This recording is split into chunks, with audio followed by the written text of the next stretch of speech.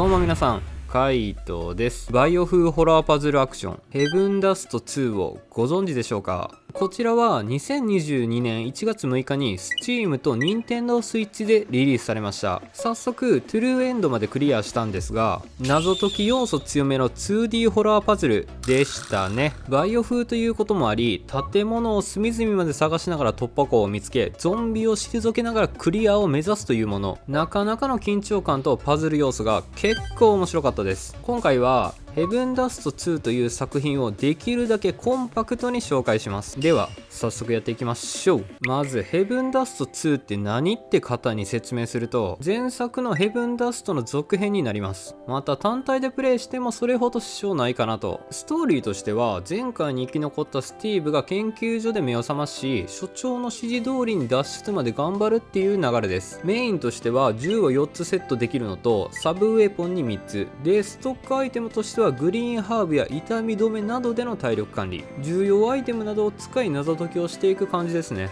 操作方法としてはラジコン操作ではなくて、自由に動かせられるのもバイオとの違い。リスペクトがかなり感じ取られるので、デフォルメ版として落とし込んでくるイメージがしっくりきますね。次におすすめポイントになるんですが、細かく作られたデフォルメ版 2D バイオ、プレイして思ったのはマジで可愛い版バイオしてるなって感じ取られました。スティーブのデフォルメがすでに可愛いんですけど、銃を構える動作からのマガジンチェンジやアイテムを使った時の予備動作など細かく作り込まれています。これが最高やん。敵との対決もエイムを合わせてのちゃんとヘッドショットすることで一番ダメージ量が多いという仕様も楽しい。銃も多彩で、ハンドガンとかショットガン、サブマシンガンでのぶっ放しは爽快でした。ミニチュアに感じるけどもリアル。謎解きでは一見意味がわからない場所も徐々に得得できるアイテムでギミックを動かせ、こんな簡単なことだったのかと自分でガッツポーズするのもいい感じです。服装もかっこよくチェンジできて、この特殊部隊チックはマジで中二病爆発しましたね。人気抜群のボスについては力こそ正義のキャラが多いのが印象的。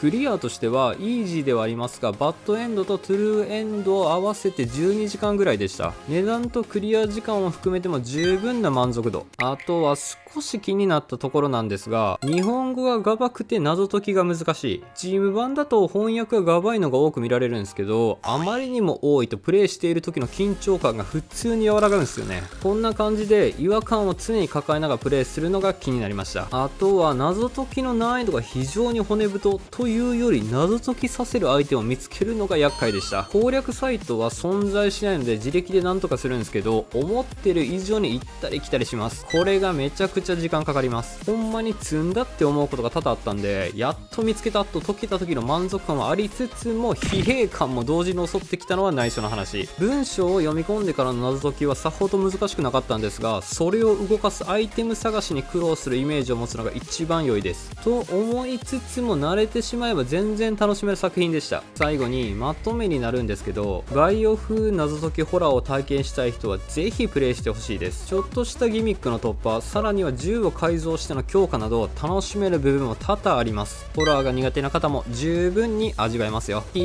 と1時間ぐらいさまよっても何もアイテムが発見できなかった時は、コントローラーを投げてしまうかもしれませんよ。このチャンネルではインディーズ作品を中心におすすめのゲームを一通りクリアして紹介しております。少しでも参考になった方がいればチャンネル登録や高評価をしていただけると幸いです。ではでは、